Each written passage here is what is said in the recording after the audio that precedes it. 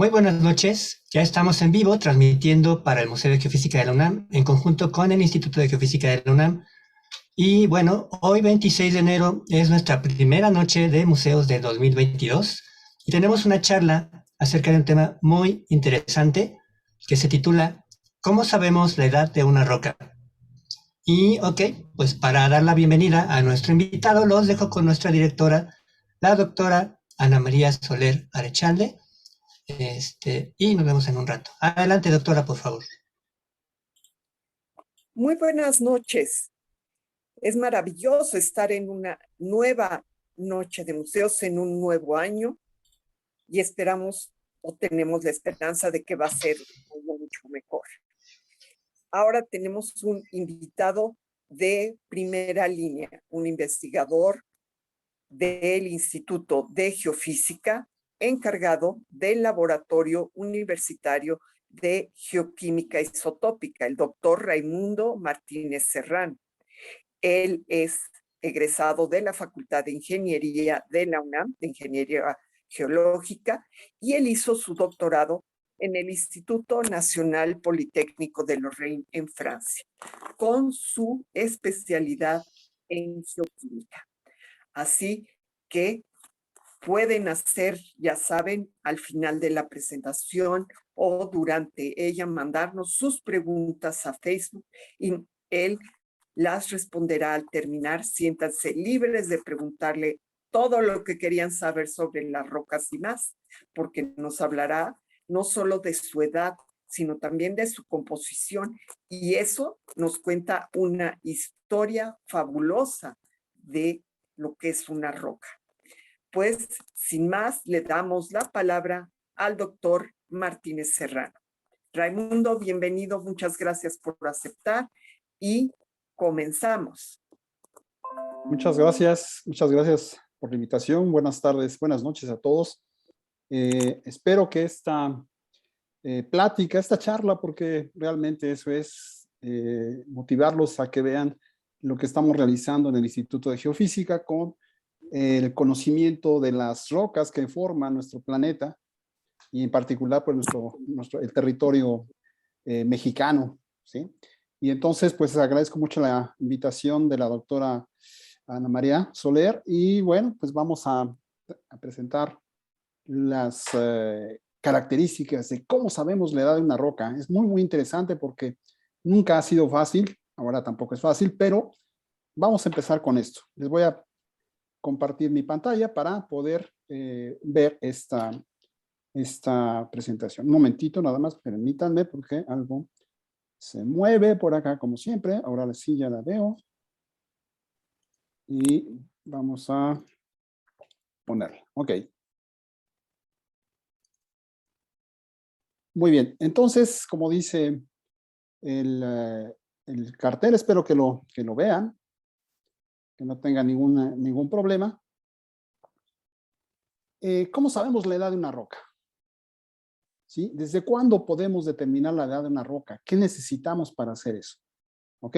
Entonces, aquí están mis datos, como pueden ver. Soy investigador, como ya lo mencionó la doctora Ana María Soler. Soy investigador del Instituto de Geofísica. Mi correo electrónico es el que está aquí apuntado por si en algún momento necesitan o tienen alguna duda, pues se puedan comunicar conmigo. Es rms@igeofísica.unam.mx.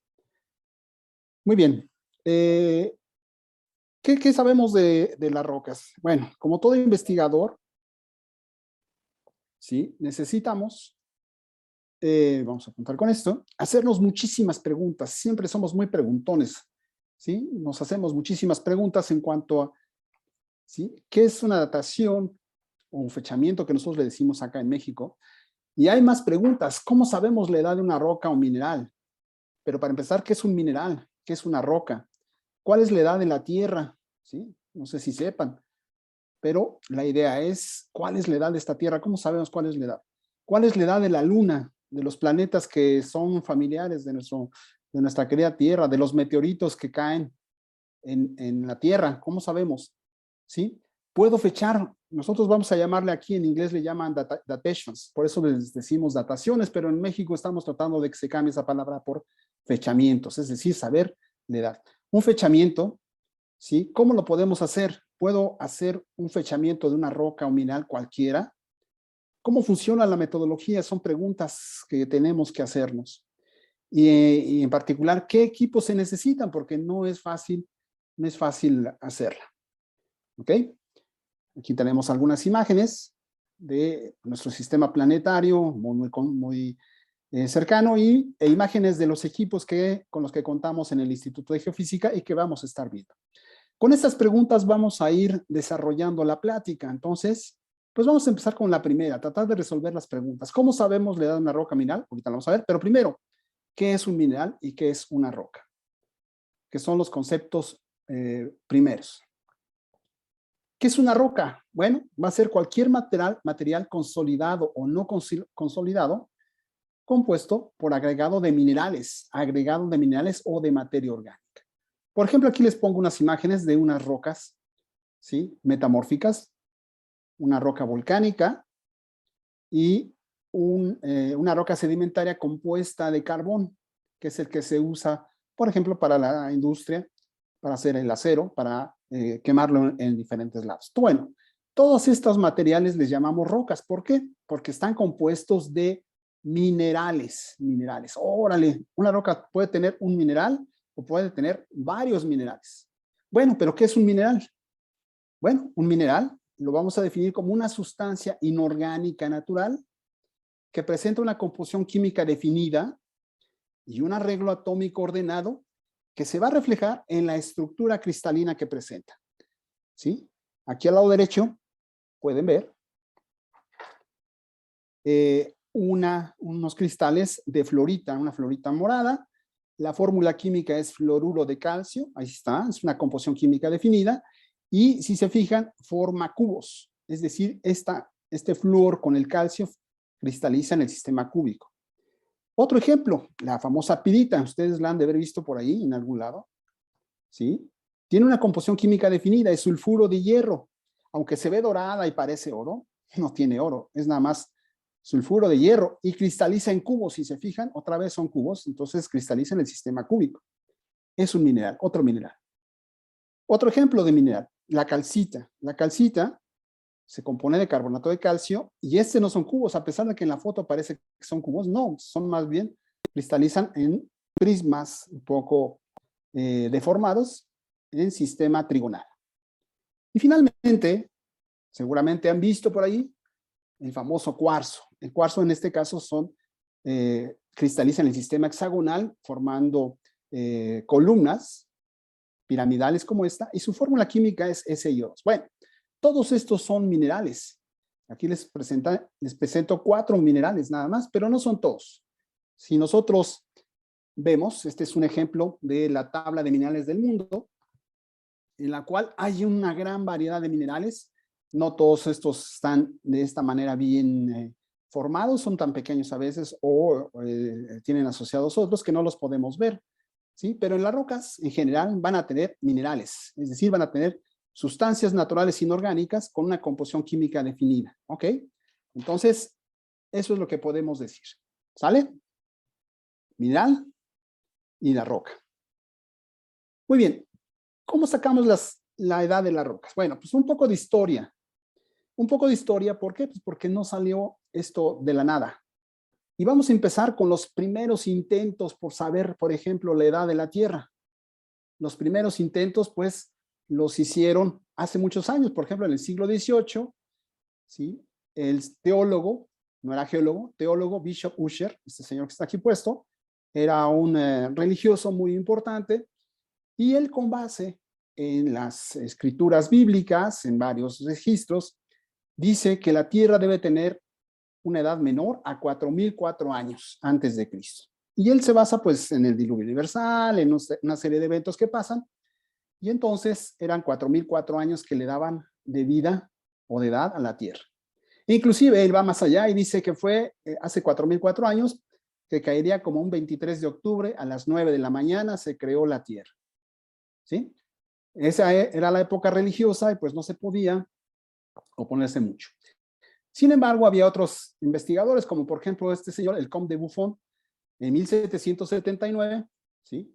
un poquito después, este señor Ushel en 1650 dice que hace 4 años se formó la Tierra. Este señor un poquito después, bueno, un poquito después, más de 100 años, él hace su cálculo pensando que la Tierra es como un balón grande que está caliente, fundido y que se ha ido enfriando. Y que para tardar en enfriarse toda esta Tierra, pues se tardó 75,000 años. Es decir, él dice la Tierra debe tener 75,000 años.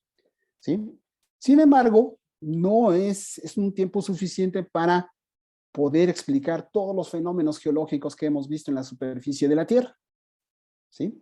Y gracias a los trabajos de un importante señor o de dos señores importantes, pero sobre todo el primero, que es el que está aquí, sus fotos y su imagen, entre 1785 y 1830, establece un concepto que para los geólogos es fundamental. Se le llama uniformitarismo. ¿Qué es esto de uniformitarismo? Este señor dice, se pone a observar, era naturista, y se pone a ver que los fenómenos geológicos, climáticos que están ocurriendo ahorita, o los fenómenos geológicos, volcánicos, sedimentarios, todos estos, debieron de ocurrir en el pasado.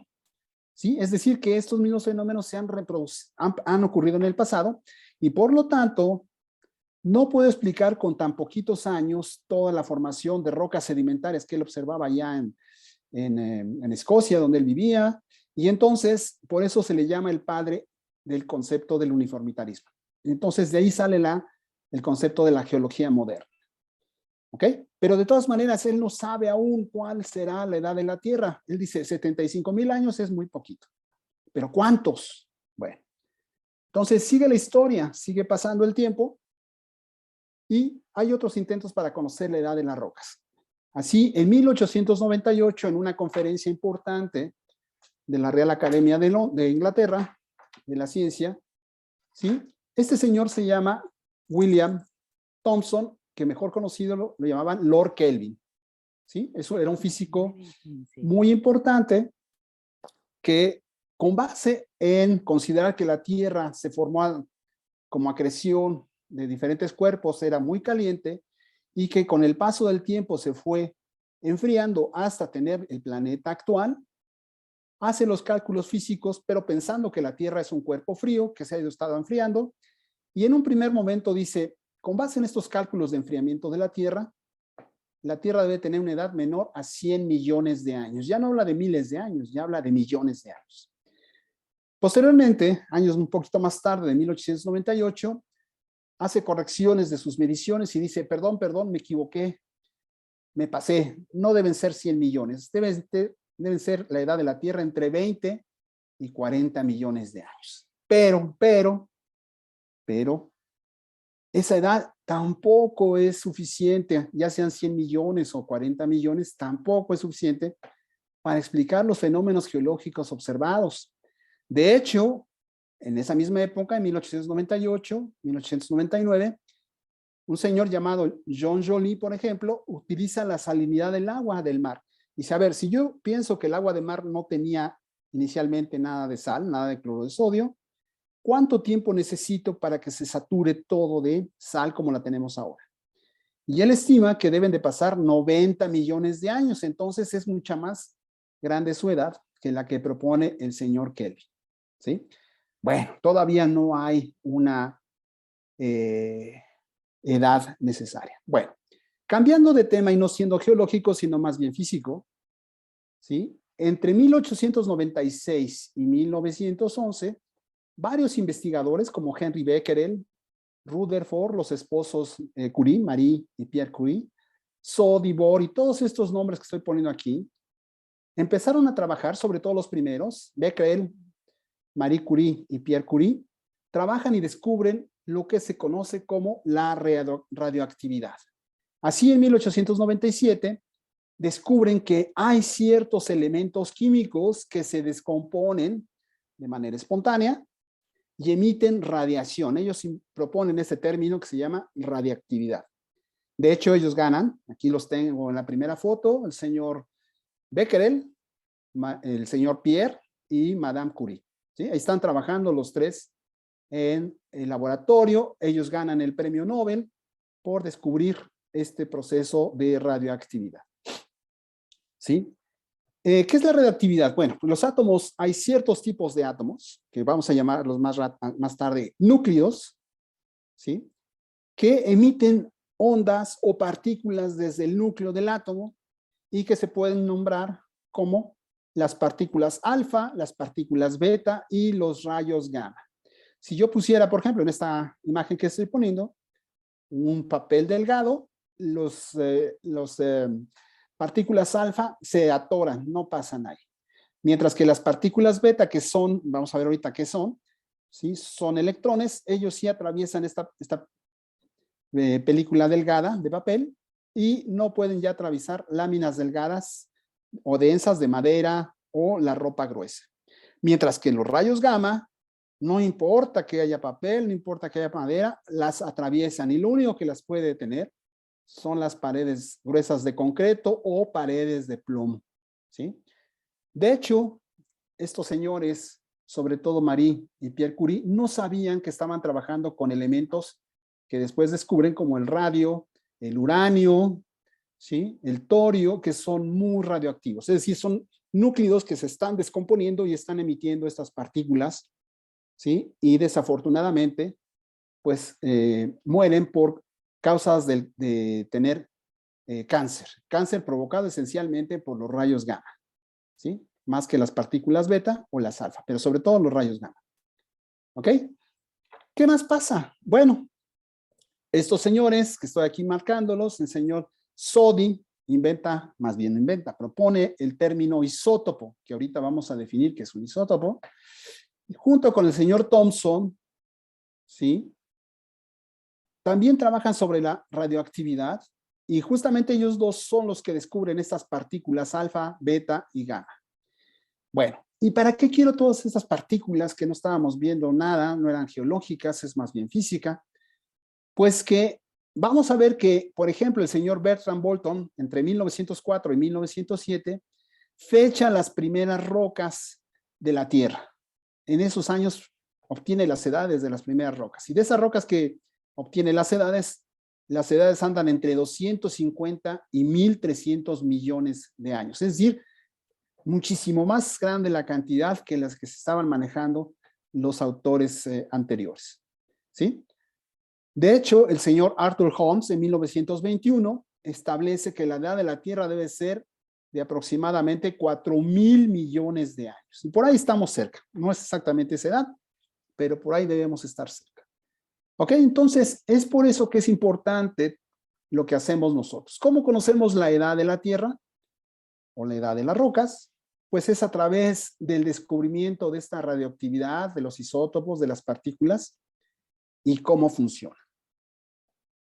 Seguimos con un poquito más de definiciones pues, para que estemos más a tono. Ok, seguimos hablando de física y vamos a definir o recordar lo que vimos en algún momento dado en la escuela y vamos a definir muy sencillo lo que es un átomo. Ahora hay una definición más completa de esto, pero nos vamos a quedar con lo que sabemos todos. Un átomo lo vamos a definir como una partícula muy pequeña compuesta por un núcleo. Ahí está, un núcleo en el cual hay protones y neutrones. Estos están aquí dentro del núcleo, ¿sí?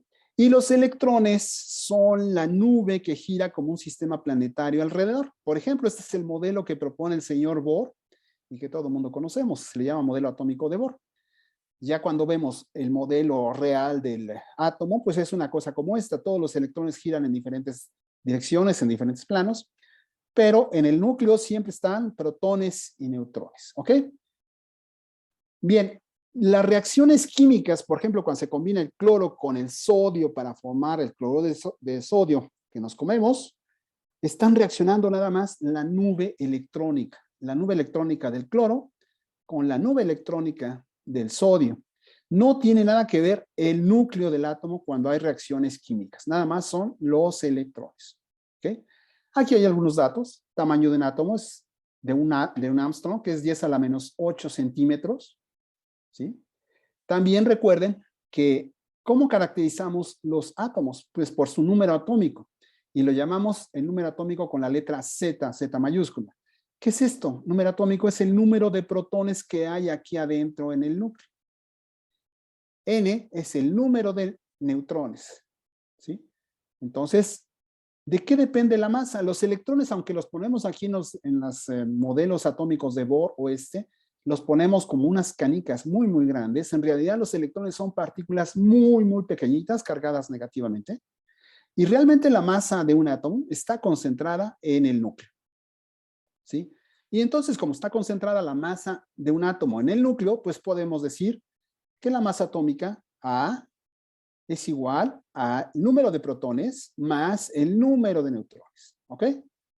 Bueno, esta simpleza de la masa le vamos a llamar núclido. No se espanten, es una palabra no común, no lo usamos mucho, ¿sí? Pero vamos a llamar núclido a todo tipo de átomo caracterizado por esta masa atómica, ¿ok? Esta masa atómica que tenemos aquí va a estar caracterizada, ¿ok? Entonces, en pocas palabras, este es el modelo de Bohr de los átomos. Tenemos un núcleo con protones y neutrones, donde está la masa, y una nube de electrones. ¿De qué depende las reacciones químicas? De la nube de electrones. ¿Ok? Muy bien. Más definiciones vamos a ponerle aquí. Hablando de estos elementos que se descomponen espontáneamente en otros, ¿sí? Estos señores, Soddy y Rutherford, ¿sí? Proponen una ecuación que para nosotros, por ejemplo, en el laboratorio donde trabajamos, pues le usamos de alguna manera como de materia para conocer la edad de los materiales. ¿Qué tenemos aquí? Es una división entre el número de átomos radioactivos presentes en una muestra entre el tiempo que ha pasado en años, lo cual es igual a esta lambda, esta letra griega lambda, multiplicado por el número de átomos radioactivos presentes. Entonces, en este caso, estamos hablando de átomos radioactivos.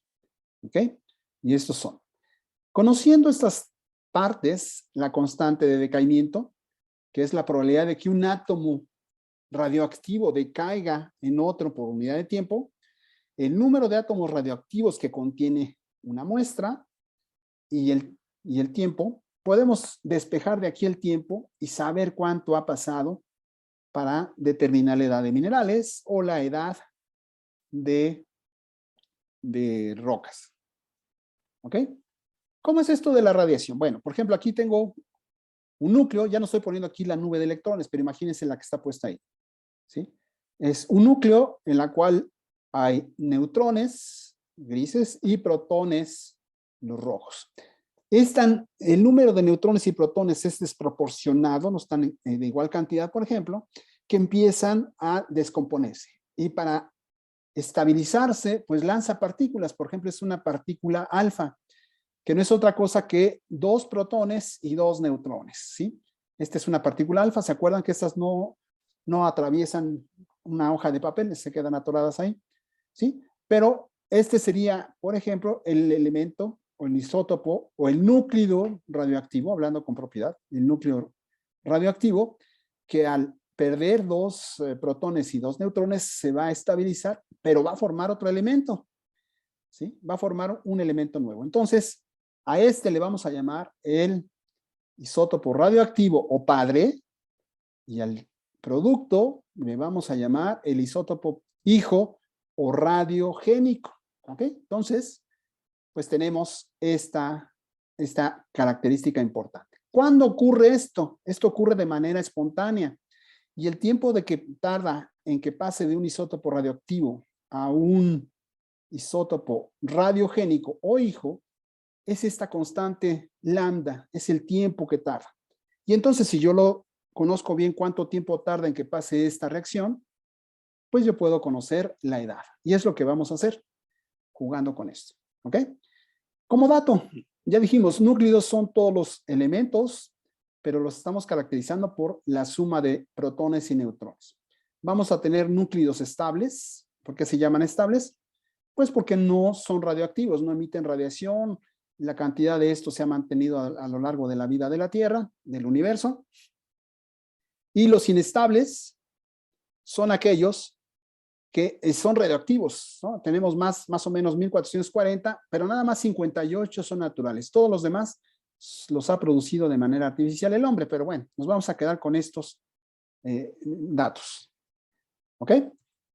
Una tabla rápida para poder entender esto es esta tabla parcial de núclidos. En el eje horizontal es el número de neutrones. Acuérdense que un núclido, ¿sí? Un núclido va a estar caracterizado por el número de neutrones y por el número de protones. Entonces, aquí podemos meter todos los elementos. Cada vez que yo cambio de número de protón, voy cambiando de elemento. Por ejemplo, si yo tengo un protón es hidrógeno, si tengo 2 protones se transforma en helio, si tengo 3 es litio, si tengo 4 berilio y así nos vamos, ¿no? Mientras que por acá es el número de neutrones. Rápidamente, no vamos a ser especialistas ahorita en esto, pero para que entiendan. Nos vamos a quedar con la palabra isótopos. ¿Ok? Isótopo. ¿Qué es un isótopo? Pues va a ser un núcleo que ¿qué? Que tiene igual número de protones, tiene número igual de protones, no cambio, son 6, 6, 6, 6, por ejemplo el carbono, pero van cambiando el número de neutrones. Aquí tengo 3, aquí 4, aquí 5, aquí 6, aquí 7, aquí 8, 9, 10. ¿Ok? Y cuando sumo 6 más 3 me da 9, 6 más 4 me da 10. Esta es la masa, ¿sí? Del núcleo que tenemos ahí. ¿Ok? Y nada más como recordatorio, no vamos a ver los demás. Isótopo radioactivo, dijimos, es el padre, e isótopo radiogénico es el hijo. ¿Ok? Bueno, ¿y cómo se ocurre este decaimiento? Le llamamos nosotros decaimiento radioactivo. No lo vamos a ver en detalle, pero al menos hay 4 principales tipos de decaimiento. El primero es proceso de decaimiento beta negativo. No lo voy a explicar ahorita. Hay otro que se llama decaimiento por emisión alfa, es decir, 2 protones y 2 neutrones salen disparados como les enseñé en la diapositiva anterior. Y entonces hay un decaimiento. Por ejemplo, esto ocurre en el torio, elementos muy pesados. Torio 228 se transforma al final en radio 224. 19 y 30. Está otro que se llama captura electrónica, ¿sí? Y uno más que es emisión por positrones. Estas son las 4 maneras principales en la cual un núcleo o isótopo radioactivo se transforma en otro, ¿sí? Un isótopo padre, los que están aquí arriba en rojo, se transforma en un isótopo hijo, los que están abajo. ¿Ok? No los vamos a detallar para que no nos saturemos. Bueno, ¿para qué quiero todo esto? Bueno, a través del tiempo nos hemos encontrado que podemos usar diferentes núcleos radioactivos, ¿sí? Como los que estoy presentando aquí para conocer la edad de materiales. Por ejemplo, está este elemento que se llama el rubidio 87, es radioactivo, es el isótopo padre, y decae en isótopo hijo radiogénico, estroncio 87. Se fijan que se transforma el elemento, no es el mismo, porque ya perdió protones. El samario 147 y se transforma a neodimio 143.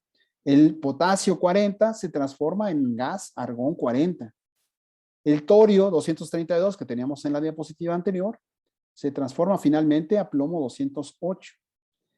El uranio 238, que es el que más hemos oído seguramente en las noticias, en todos lados, ¿sí? Es radioactivo y se transforma a plomo 206 al final. Lo mismo el uranio 235 a plomo 207. Y este que es el carbono 14, que es un elemento, ¿sí? Que se encuentra y todos los contenemos en el cuerpo. Todos tenemos carbono 14 en muy, muy pequeñas concentraciones, pero decae o se transforma a nitrógeno 14, que es el isótopo hijo. Muy bien, ahí están. Pero estas son la vida media que tarda en que la mitad, si yo tengo 1 kilo de rubidio 87, se transforme a 500 gramos, se tarda 4.8 por 10 a la 10 años. Es decir, muchísimos años, ¿sí? Miles de millones de años. Entonces, todos estos métodos los puedo aplicar en mis rocas terrestres para poder conocer la edad. Pero ¿dónde? En todos los elementos, perdón, todas las rocas y todos los minerales tienen estos elementos. No en cualquier roca puedo aplicar estos métodos, ¿sí? Y eso lo vamos a ver enseguida. Bueno, ¿cómo medimos estos isótopos? ¿Cómo medimos esto? ¿Qué es lo que medimos en laboratorio? Pues medimos, como lo decía la formulita, la cantidad de isótopo padre, la cantidad del isótopo hijo. Y estas constantes ya las conocemos, las han determinado los físicos a través del tiempo, ya no tenemos problema. Bueno, ¿cómo los medimos en la universidad? Bueno, tenemos varios laboratorios. Por ejemplo, está el laboratorio de potasio-argón, que está en el Instituto de Geología. Aquí están algunos de los instrumentos que utilizan, que son espectrómetros de masas. Ahorita vamos a ver rápidamente qué es un espectrómetro de masas, ¿sí? Entonces, en este laboratorio podemos determinar la edad de minerales que contengan potasio y uno de ellos, el potasio 40, decae en argón 40. Entonces lo podemos medir a través de estos espectrómetros de masas. Otro laboratorio, que es donde yo soy uno de los dos responsables, el doctor Peter Schaff es uno, yo estoy acá, servidor, y tenemos dos espectrómetros de masas. Aquí podemos medir o hacer fechamientos, conocer la edad de rocas, por medio de estos sistemas. El rubidio que decae a estroncio, el samario que decae a neodimio, y el uranio que decae a plomo. Oiga, estos nombres están muy raros. No estaría mal que de veras ahora con los celulares podemos tener una tabla periódica en el celular, yo tengo la mía, y puedo saber qué es el rubidio, dónde lo encuentro, qué es el estroncio, y entonces eso me ayuda mucho más. Y ya los nombres rubidio, estroncio, samario, neodimio, que son más raros, esos nombres, los puedo ver. ¿Sí? Otro laboratorio más de la UNAM, ¿sí? Es el Laboratorio de Estudios Isotópicos, el LEI, que está en Juriquilla, en el Centro de Geociencias de la UNAM. Ahí también tienen aparatos para medir el uranio plomo, también lo hacen por ablación láser. Aquí hacen, en el mineral hacen un hoyo, lanzándole un rayo láser, rompe esta parte del mineral y después entra al aparato para medir las relaciones isotópicas de uranio y de plomo, ¿sí? Finalmente, otro de estos laboratorios es el Laboratorio Universitario de Radiocarbono, que está en colaboración con el Instituto de Geología, el Instituto de Geofísica y el Instituto de Investigaciones Antropológicas de la UNAM, ¿no? Aquí están los responsables, las dos responsables, ¿sí? Y ellos tienen otro sistema para medir la radiación que emite el carbono 14, ¿ok? Bueno. ¿Cómo funciona uno de estos aparatos? Muy sencillo, no me voy a poner a dar una clase de ellos, pero ¿qué es un espectrómetro de masas? Bueno, aquí hay un esquema muy sencillo, como el esquema que tiene una casa, ¿sí? A esta parte le vamos a llamar la fuente de iones, aquí esta le vamos a llamar el analizador, y aquí abajo el detector. Pero para que no se nos haga complicado, vamos a hacer una analogía, ¿sí? Vamos a meter aquí dentro, estos puntitos negros son el elemento que quiero medir. Por ejemplo, si fuera uranio, estos puntitos serían uranio. Cuando entran aquí, los ioniza. Recuerden, el uranio va a tener varios isótopos, el 238, el 235 y otro más por ahí. O el plomo. Y entonces lo que pasa aquí, que los lanzo y luego con esta descarga eléctrica los ionizo. ¿Qué es ionizar? Pues que les elimino un electrón a su nube de electrones y por lo tanto están cargados. Como están cargados, los hago que corran, ¿sí? A través de un tubo y los vamos a desviar. Imagínense que estamos en el estadio de Ciudad Universitaria. Esta es la pista de carreras que está alrededor de la cancha de fútbol y vamos a hacer correr al uranio. Y entre el uranio hay isótopos gordos e isótopos flacos. Y ahí van corriendo todos en fila india, tan, tan, tan, tan, alrededor de la pista de carreras de Ciudad Universitaria. Luego viene la primera curva, ¿sí? En este caso, la curva va a estar influenciada por un imán que los va a desviar de acuerdo a su carga y a su peso. Bueno, esto es lo que hace este imán, desviarlos en función de su carga y peso. Si nos imagináramos en el estadio de Seúl los gordos y los flacos, ¿quiénes van a dar más fácilmente la vuelta en la primera curva? ¿Sí? Van a toda carrera, pues los flaquitos van a dar la vuelta más rápidamente, van a inclinarse más rápidamente. Mientras que los gordos, les gana la masa y se van a ir hacia la derecha. Bueno, pues es lo que hace un espectrómetro de masas. Y acá lo único que tengo que ponerles es la meta. Y poner un contador, poner a 2 personas o 3 que cuenten cuántos isótopos de uranio gordos cayeron y cuántos isótopos de uranio flaco cayeron. Y eso los mido constantemente con una preparación muy especial. Se oye sencillo, pero pues requiere este tipo de cosas. Muy bien, ¿cómo se ve el aparato por fuera? Wow, pues aquí está, ¿no? El que tenemos en el laboratorio, ¿sí? Aquí está la fuente de iones, aquí metemos las muestras, aquí está el imán y acá están los detectores. Entonces tiene un tubo que pasa por aquí y aquí estamos contando los isótopos de uranio, los isótopos de plomo, los isótopos de rubidio, samario, etcétera. ¿Ok? Con esto hacemos las medidas que tenemos. ¿Ok? Bueno, seguimos con algunas otras definiciones. Definición de geocronología. No sé si hayan oído esta palabra, no es una grosería, ¿sí? Geocronología, dice geos y cronología. ¿Qué es?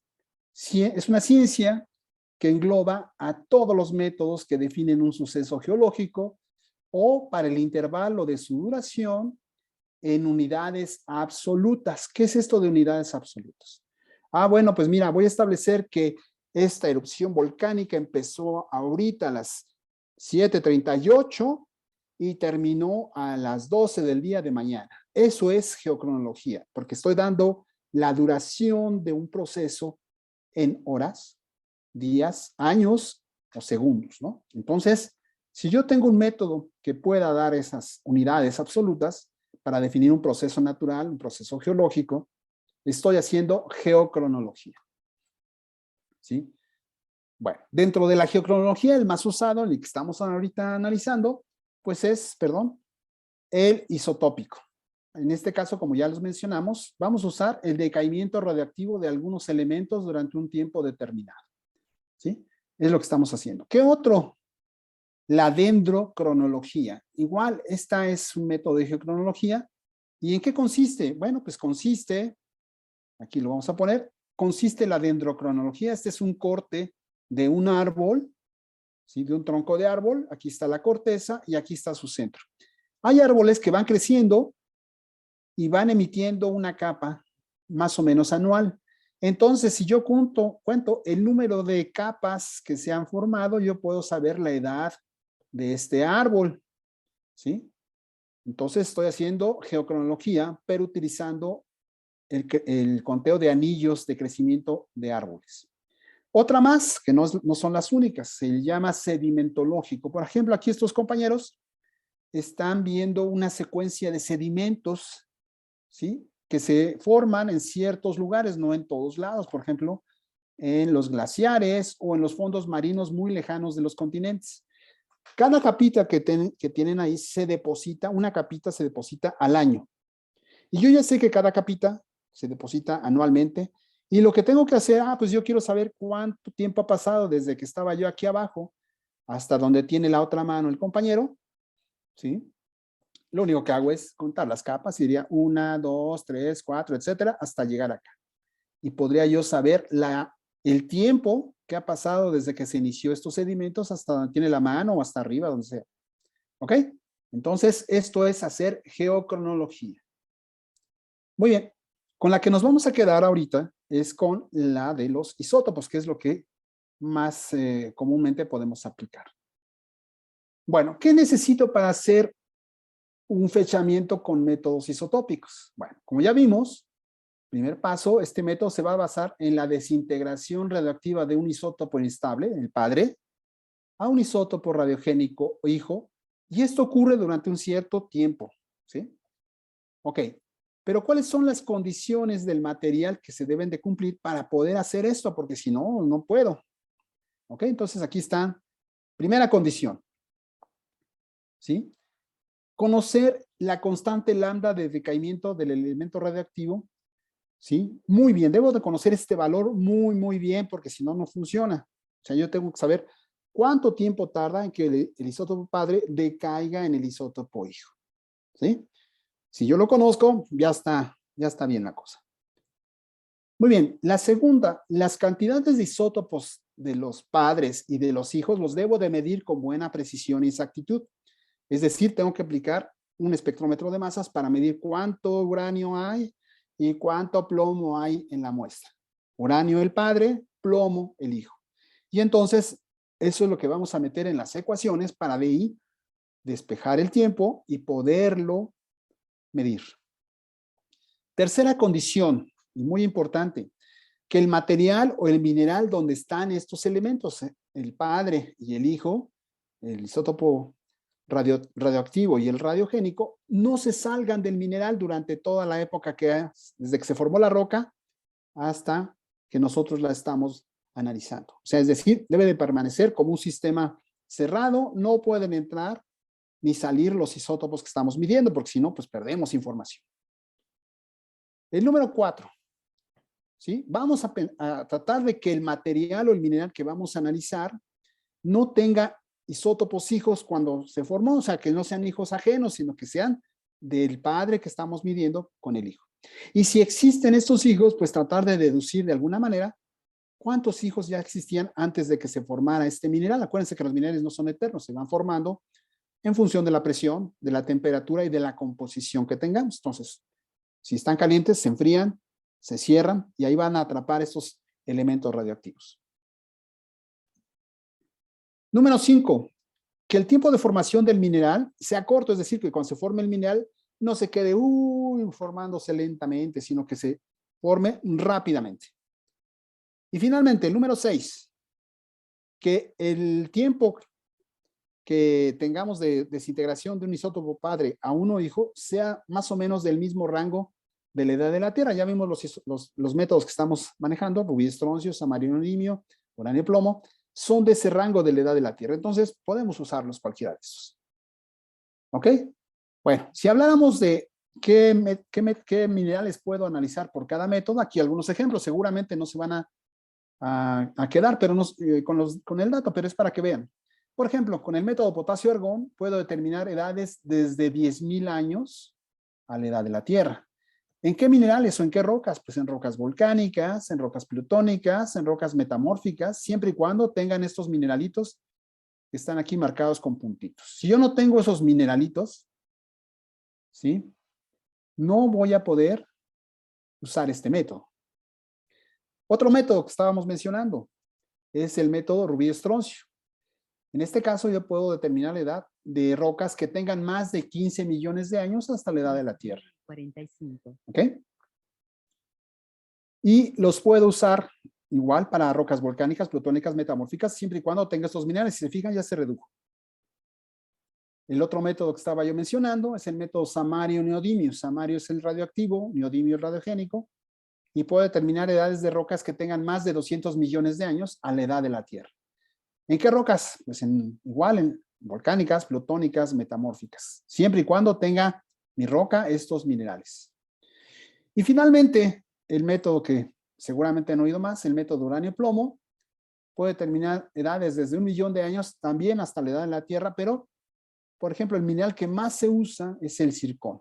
Y ahorita vamos a trabajar con él rápidamente, ¿sí?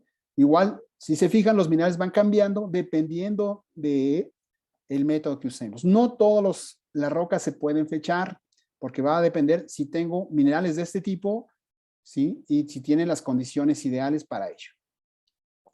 Rápidamente, ¿cómo puedo entender esto de cómo fechamos una roca? Y vamos a proponer una analogía, ¿sí? Y para ello vamos a suponer que tenemos una reserva de elefantes en un rancho, en algún lado de África, por ejemplo. Una reserva de elefantes. En esta reserva de elefantes solo tenemos, desafortunadamente, una hembra y un macho, jóvenes. ¿Ok? Los tenemos ahí encerrados, bien comidos. No pueden salirse de la reserva. Ahí están encerraditos. No hay elefantes chiquitos, nada más está una hembra y un macho. ¿Sí? Esta es una reserva, como le pongo ahí en tercer punto, es una reserva de reproducción. ¿Ok? Cuarto punto. Esta hembra y este macho pues van a reproducirse. ¿Cuánto tiempo tarda o el periodo de gestación de un bebé elefante es de 22 meses? Desde que hacen la copulación los elefantes hasta que nace el bebé se tardan 22 meses. Este periodo es equivalente a la constante K, a la constante lambda de decaimiento. ¿Ok? Ahí vamos. Número 5. Como les menciono, es una reserva cerrada. No pueden salirse estos niños elefantitos que están ahí, ni pueden entrar nuevos, ni papás, ni mamás nuevas. No. Está cerrado. Es decir, es un mineral cerrado. No puede entrar nadie. Número 6. Vamos a suponer que los dejamos ahí un cierto periodo de tiempo, viene otra persona y no sabe desde cuándo los tenemos encerrados. Pero ¿qué va a hacer él? ¿Sí? Pues va a contar, ¿sí? ¿Cuántos elefantitos han nacido? Y pues contando el número de elefantes que han nacido y considerando que cada 22 meses nace uno, la persona que llega va a poder saber desde cuándo tenemos encerrados a los pobres elefantitos en esta reserva, a la mamá y al papá, ¿no? Entonces los papás serían los radioactivos y los hijos los radiogénicos. Es una analogía que me gusta porque nos da idea de que los minerales deben de ser de esa manera, ¿sí? Los minerales deben estar cerrados y los elementos radioactivos no se pueden salir, no se pueden apartar. Bueno, esta es la analogía, pero ¿qué realmente es lo que hacemos en el Laboratorio Universitario de Geoquímica Isotópica? Ahorita lo vamos a hacer. Un ejemplo práctico rápido, ¿sí? Vamos a suponer que vamos a usar uno de estos métodos. El más conocido, como les digo, pues es el método uranio-plomo. No es el único que podemos hacer, sino podemos utilizar otros. ¿Ok? Bueno, somos geólogos y nos interesa caracterizar, ¿sí?, unos cuerpos, unas rocas que se llaman granitos. Son rocas intrusivas. Por ejemplo, este es el mapa, una parte del mapa de Puerto Vallarta. Todo lo que está aquí en rojo son granitos, pero es enorme la cantidad de granitos que hay, rocas graníticas. Y me gustaría saber, porque es muy grande, geológicamente quiero explicar qué pasó, por qué están ahí esas rocas, la edad de cristalización de estos granitos. Entonces, ¿qué hacemos? Ese es mi problema, ¿no? Quiero determinar las características químicas, pero la edad sobre todo de estas rocas rojas. Aquí hay una imagen del afloramiento. ¿Qué es lo que hacemos? Bueno, pues nos vamos al campo, después de haber tenido el mapa, nos vamos al campo y tomamos muestras de entre 10 y 25 kilos de roca, ¿sí? Hay que romperlas a martillazos, hay que romperlas como se pueda, ¿sí? Y nos llevamos de 10 a 25 kilos, que es bastante la cantidad, ¿ok? ¿Cómo se ven las rocas graníticas? Bueno, como esta roca pinta, con partes blancas y partes oscuras.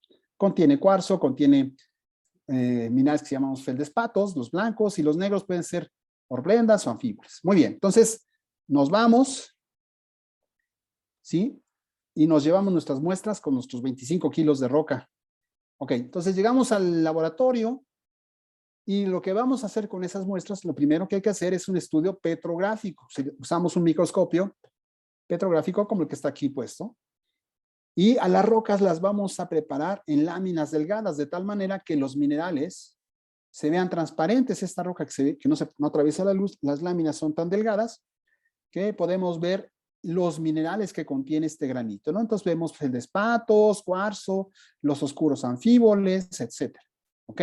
¿Para qué me sirve esto? Pues para caracterizar la roca, pero también para identificar si tengo minerales, en este caso zircón. Vamos a tratar de usar el método uranio-plomo en zircones, ¿ok? Y afortunadamente la roca tiene zircones, bastantitos zircones. Bueno, pero ahora hay que sacarlos, aquí lo estoy viendo en una lámina. Entonces, pues, ¿qué tenemos que hacer? Pues allí en el taller, tenemos talleres en el Laboratorio Universitario de Geoquímica Isotópica para romper la roca, ¿no? Tenemos una prensa de varias toneladas para poner aquí los fragmentos, no en la cabeza del compañero, ¿sí? Para romper la roca, ¿sí? En estas máquinas rompemos la roca, la hacemos muy, muy pequeñita y a través de varios procesos mecánicos, ¿sí?, y de usar líquidos de densidad conocida, vamos a ir separando los minerales que no quiero para finalmente obtener zircones.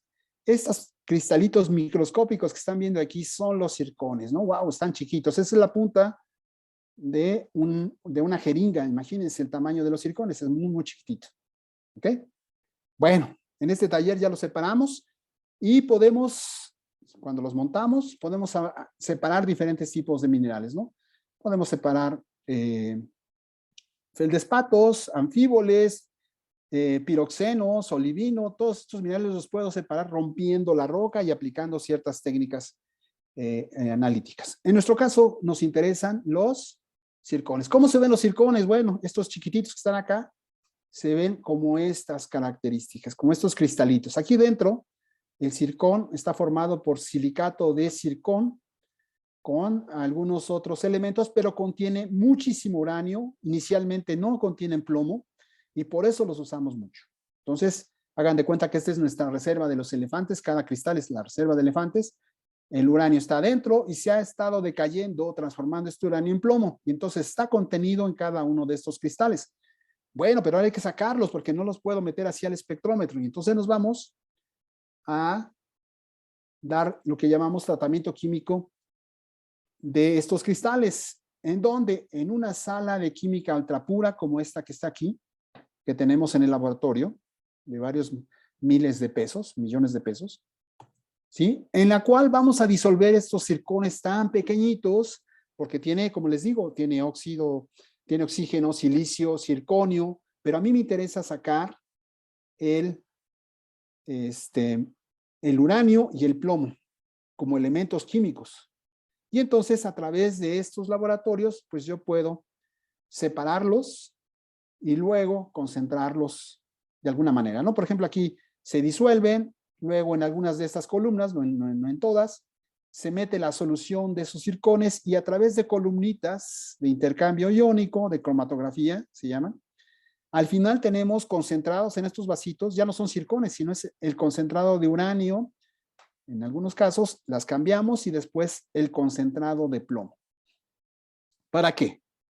Bueno, para que finalmente tengamos una gotita que vamos a cargar en un filamento. Si fijan, el paso es bastante largo, ¿sí? Estos filamentos, aquí está la gotita de uranio o gotita de plomo, se carga aquí para meterlo en el espectrómetro de masas. No le estamos metiendo la roca entera, sino nada más de esos 25 kilos que traíamos, unos cuantos nanogramos de uranio, unos cuantos nanogramos de plomo, los cuales pues los vamos a introducir en el espectrómetro de masas, ¿sí?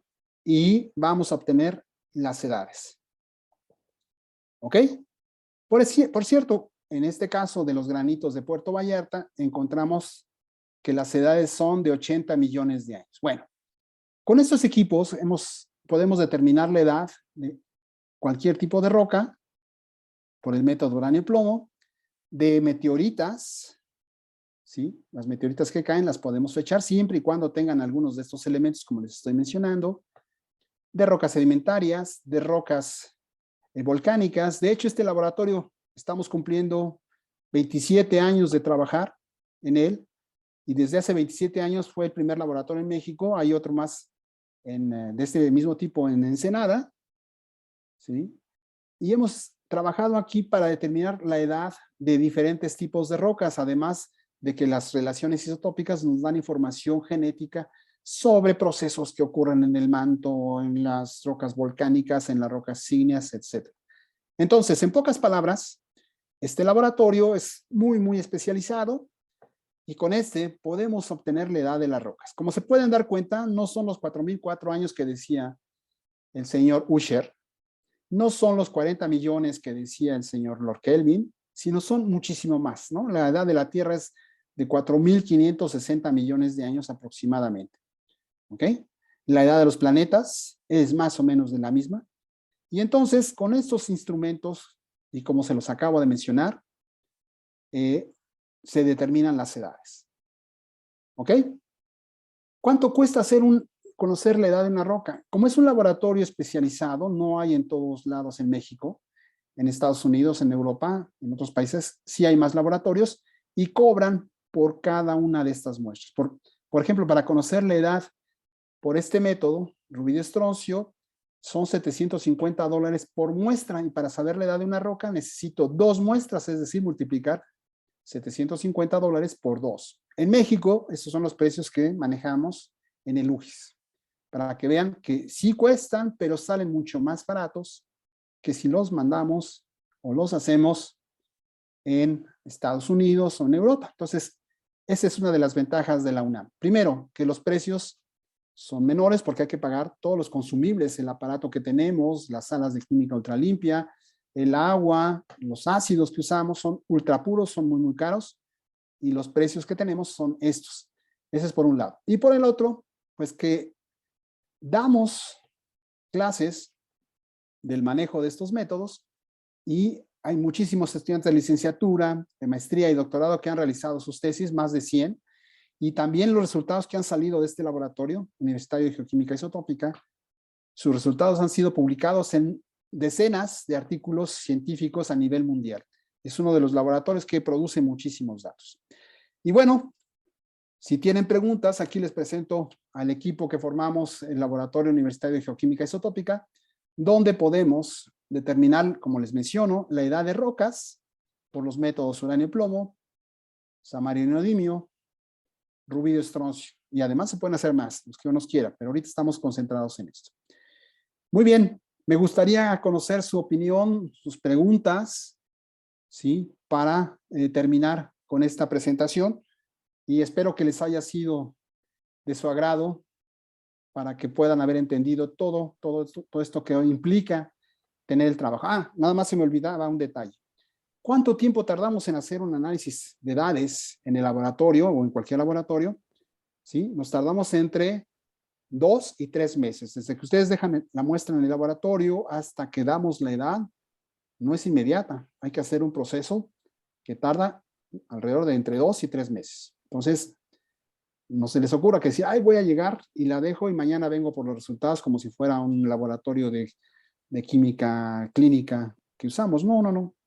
Es un poco más tardado. Muy bien, entonces, como les digo, pues si tienen alguna pregunta, alguna observación, pues estoy a sus órdenes. Bueno, pues antes que nada te damos las gracias por esta interesante plática. Alejandro Sierra dice que fue muy interesante. Melanie de la Fuente dice que es súper, que qué bueno iniciar de esta manera con la noche de museos. Gracias. También Araceli nos dice que muchas gracias por esta charla tan interesante.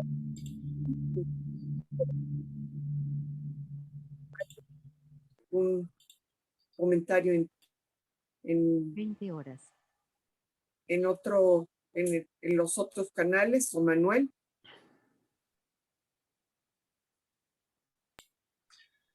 Pues tenemos ¿sí me escuchan, verdad? Sí. Sí, tenemos una pregunta de Ana Isabel Salazar. Dice, ¿sabemos dónde están algunas de las rocas más antiguas de México? Y hay otra pregunta también de Pati Lira, si la edad se da con meses, o sea, el rango de edad. Sí, a ver, la primera pregunta. Las rocas, sí tenemos rocas antiguas en México, pero no afloran mucho. Por ejemplo, si nos fuéramos a Canadá, nos fuéramos a África o a Europa, las rocas son muy antiguas, tienen más de 1,000, 2,000, hasta 3,000 millones de años, ¿no? La roca más antigua que se ha encontrado en la Tierra es de 4 millones de años. Pero en México tenemos rocas de alrededor de entre 1,200 y 2,000 millones de años, y hay pequeños afloramientos en Sonora, en Chihuahua, y hay otros que están en Oaxaca, ¿sí? Son las rocas más viejas que tenemos por este lado. O sea, sí tenemos rocas viejas, pero si ustedes ven, si ustedes viven aquí en la cuenca del Valle, bueno, en la cuenca de la Ciudad de México, ¿sí? Estamos rodeados por volcanes. Estos volcanes son muy recientes, tienen menos, como el Xitle, que es las lavas que cubren la ciudad universitaria, pues tienen alrededor de 2,000 años, ¿sí? Entonces, todas estas rocas jóvenes han cubierto a las más antiguas, y entonces nos quedan afloramientos de rocas antiguas muy cubiertos por estas nuevas. O sea, en pocas palabras, sí tenemos rocas viejas, no tan viejas como las que están en los que llamamos cratones o escudos de Norteamérica, el sudamericano, en África, en Europa, pero sí hay rocas viejas. Y la segunda pregunta, no se dan, ojalá se dieran con meses, ¿verdad? El carbono 14 tal vez se podría, pero no es tan sencillo, ¿sí? No. Como son medidas con espectrómetros de masas, todos tienen errores. Y los errores, desafortunadamente, dependiendo de la edad de la roca, entre más vieja es la roca, pues el error es más grande, y en general se dan en decenas de millones de años si es muy vieja, o en miles de años si la roca es relativamente joven. No se dan, ojalá y fuera posible, pero no se puede. ¿Sí? A ver, Ok. Manuel, ¿sí? Muchas gracias. Sí, tenemos 3 preguntas más, si nos da tiempo. Sí. Nos pregunta Alejandro Sierra, ¿cómo saben que al principio solo había una pareja de elefantes jóvenes? Es decir, que la muestra solo tenía, por ejemplo, uranio y nada de plomo. Ok, en nuestra analogía, yo estoy convencido porque yo fabriqué mi granja y dije, nada más pongo una pareja, una hembra y un macho. En los minerales ya sabemos, hacemos análisis químicos de los minerales por medio de otros equipos y medimos, ya sabemos que inicialmente ese zircón no contiene plomo, nada más contiene uranio. Y entonces todo el plomo que le midamos a estos zircones, pues es el que se produjo por la transformación del uranio en plomo. Si llegara a haber plomo que se metió o que se añadió en un momento posterior, se puede determinar. Hay unas técnicas, perdón, una técnica analítica que me permite determinar cuántos elefantitos ya había ahí o cuánto plomo ya había. Y entonces, mediante esa técnica, yo digo, mira, vamos a quitar estos que no le pertenecen a la pareja, a los isótopos padres, y estos sí le pertenecen. Por lo tanto, sí puedo saber la edad de la roca. O sea, sí se puede.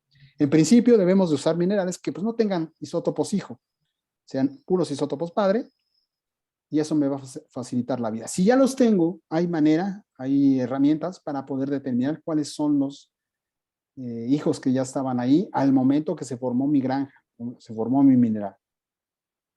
¿Sí? Ok. Bueno, muchas gracias. Bueno, seguimos con la siguiente. ¿Tenemos Sí. tiempo? Muy bien. Argón Rodio, desde la página del Instituto de Geofísica, nos pregunta si en el caso de los fósiles se ocupa el mismo método.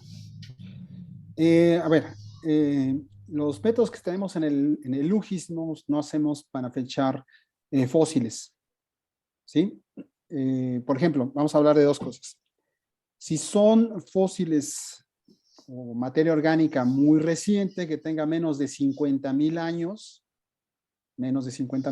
usamos el método carbono 14. ¿Sí? Si tiene más de 50,000 años, no se puede. Bueno, y entonces, por ejemplo, podemos tener rocas, las calizas que tienen materia orgánica, los fósiles. No se puede fechar la caliza porque no tenemos estos elementos. Tengo que usar alguna roca que esté cercana ahí a ese evento que sí contenga los minerales y los elementos químicos para poder fecharla. ¿Sí? Entonces, desafortunadamente, como les decía, no en todas las rocas se pueden aplicar estos métodos, sino que tiene que ser en rocas que sí los podemos sacar los isótopos radioactivos de los padres. La caliza o el carbonato de calcio no tiene nada de uranio, no tiene plomo, ¿sí? Rubidio no tiene, estroncio tiene muchísimo, que son los hijos, pero eso no me interesa. Quisiera rubidio, no tiene. Y entonces tengo que usar materiales que estén asociados, por ejemplo, ¿qué tal si la caliza está intercalada con una roca ígnea que tenga zircones y que está ahí metida? Entonces yo agarro los zircones de esa roca ígnea, obtengo la edad y digo, mira, pues esta se depositó, esta roca ígnea de manera contemporánea con estos fósiles. Y con eso lo puedo saber la edad de manera indirecta, ¿no? Hay una anécdota que me pasó, no sé si conozcan, pero en Querétaro hay las famosas minas de ópalo, siempre lo cuento, y entonces hay una visita, te lleva el guía y te dice que aquí te llevan hasta tu martillito y tú puedes sacar tu ópalo y te dicen que fueron investigadores del Instituto de Geología y que determinaron la edad del yacimiento, en ese caso son riolitas, ¿sí? Y dice que vinieron investigadores, no dijeron los nombres, se lo inventaron, ¿no? Investigadores del Instituto de Geología y que por medio de carbono 14 determinaron que tenía 15 millones de años. Imposible, imposible. El carbono 14 nada más mide 50,000 años máximo. 15 millones de años no se puede. Entonces ellos se confundieron. Sí tienen 15 millones de años, pero debieron utilizar o bien zircones o bien uranio plomo, pues, o rubidio estroncio o potasio argón, ¿sí? Pero no por medio de carbono 14. Eso, cuidado, cuando vayan a escuchar, es que van a fechar o datar una roca por carbono 14 y tiene millones de años, no se puede. porque ya se perdió todo el carbono 14. Sí, bueno, nada más era como complemento al anterior. Muchas gracias. Sí, el carbono 14 es más conocido, ¿no? Sí. Definitivamente. Todo el mundo sabe eso. Exacto. Tenemos la última pregunta de Diana Contreras, es un poco más específica. Órale. Bueno, nos dice, excelente plática, doctor Raimundo. Mi pregunta está relacionada con el fechamiento a la mineralización de un yacimiento.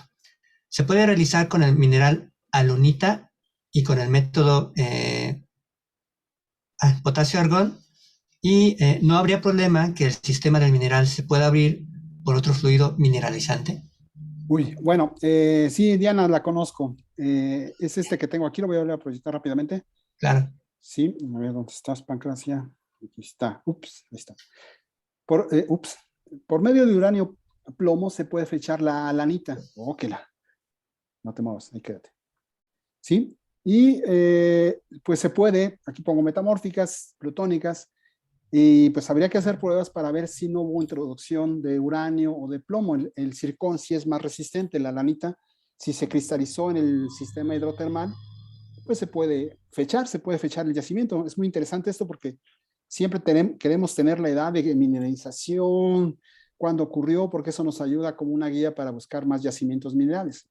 Entonces, hay muchos yacimientos que pues no tienen tanto zircón, más bien no tienen zircón, no tienen otras cosas, pero a veces aparecen minerales como los que estamos poniendo ahí y que sí se usan, sí se pueden usar para conocer la edad. Y bueno, habría que hacer pruebas, evidencias para saber que esta lanita sí se formó durante la mineralización y que no se transformó después o se le metieron isótopos padres o isótopos hijos que la pudieran perturbar. Entonces, en principio sí, se puede. ¿Sí? Saludos, Diana. Muy bien. No sé dónde ande, pero saludos. Muy bien, Manuel. Pues, por ahora Pues, sería todo. Perdón, doctora. Que también qué buena plática y qué bueno que comenzamos el año contigo. Y Ana Isabel Salazar, qué interesante saber que existen estos instrumentos y saber la edad de una roca. ¡Wow! Muy buena forma de iniciar con la Noche de Museos este año. Bueno, qué bueno que les haya gustado. Excelente inicio y te volvemos a agradecer, Raimundo, por tu interesante y muy clara plática. Se aprendieron cosas. Uy, se pierde un poquito. Se habla edad, pero saber cómo es que se hace, ¿no? Y esta confusión tan grande que se tiene de que todo lo que se data es por carbono 14 y es lo recibe. Así es. Entonces, pues es muy, muy interesante lo que vimos hoy. Les agradecemos a todos haber estado en esta charla de Noche de Museos. Un muy buen inicio de año. Esperamos que siga así bien nuestro año, sí, que tengamos mejores perspectivas para este año del 2022. Y pues bueno, no terminamos sin invitarlos a nuestra siguiente plática del mes de febrero. Recuerden, el último miércoles de mes estaremos con ustedes y platicaremos sobre un volcán muy, muy joven. Ese tiene hasta acta de nacimiento. Ahí está. Tiene hasta acta de nacimiento, así que ese sí que está con horas. Hoy, meses y días, exactamente. Segundos. Sí, segundos. Así es. Y su nacimiento. Entonces, bueno, pues se sirve para ajustar muchos modelos. Les agradecemos y Manuel, si quieres cerrar, mil gracias, Raimundo, por tu plática. Al contrario, gracias por la invitación y nos vemos. Gracias. No te oímos, Manuel. No se oye. Quité mi sonido, muy bien. Pues muchísimas gracias, doctora Soler, doctor Raimundo. Y bueno, los esperamos el miércoles 23 de febrero, como ya dijeron, para nuestra segunda transmisión de la Noche de Museos. Muchísimas gracias. Hasta la próxima.